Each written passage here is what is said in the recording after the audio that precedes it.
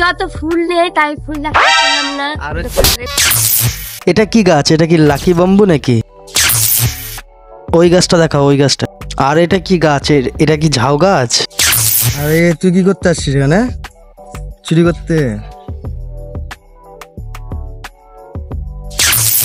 তো কেমন আছো বন্ধুরা? আশা করি তোমরা সবাই ভালো আছো এবং আমরাও ভালো আছি।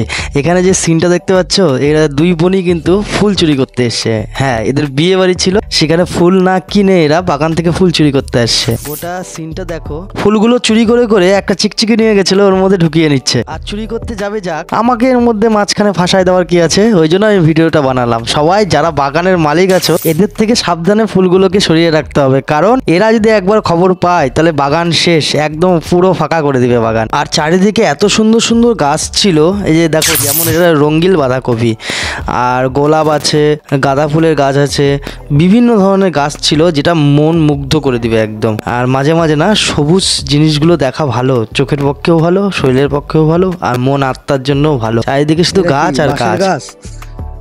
এটাকে কি বলে? Lucky bamboo? না, লাকি বাম্বু আলাদা। ছোট ছোট হয় না?